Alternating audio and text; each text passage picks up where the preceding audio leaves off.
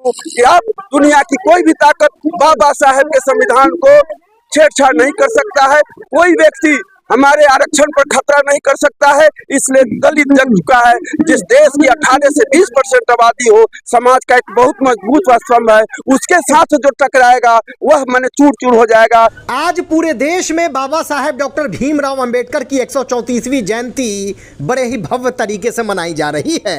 इसी कड़ी में साहेबगंज विधानसभा क्षेत्र के विभिन्न इलाकों में संविधान निर्माता भारत रत्न बाबा साहेब डॉक्टर भीमराव अंबेडकर जयंती समारोह के मौके पर पूरे साहेबगंज बाजार में भव्य जुलूस निकाली गई, जिसमें शामिल हुए राजद के नेता साहू भूपाल भारती। श्री भारती ने बताया कि वे लगातार दलितों, पिछड़ों और अल्पसंख्यकों के हक और अधिकार की लड़ाई लड़ रहे हैं। बाबा साहेब भीमराव अंबेडकर के बताए हुए मार्ग पर चलकर लोगों की आवाज बने हैं। उन्होंने कहा कि आज जिस तरह से केंद्र की सरकार बाबा साहेब भीमराव अंबेडकर के संविधान के साथ खिलवाड़ कर रही है, आरक्षण पर खतरा उत्पन्न कर दिया है। ऐसी स्थिति में समाज के तमाम लोगों को एकजुट होने की जरूरत है। श्री भारती ने लोगों से अपील करते हुए कहा कि बाबा साहेब के सपनों को साकार करना है तो शिक्षित बने, संगठित हो और संघर्ष की राह पर चलने की आवश्यकता है। देखिए ये खास रिपोर्ट।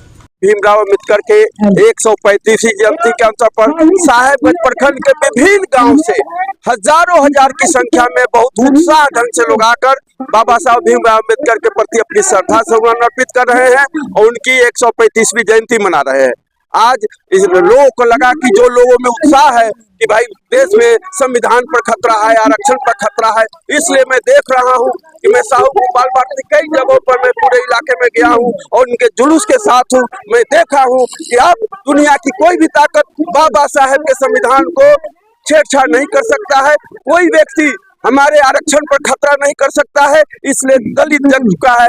जिस देश की 18 से 20% आबादी हो, समाज का एक बहुत मजबूत स्तंभ है, उसके साथ जो टकराएगा वह माने चूर चूर हो जाएगा।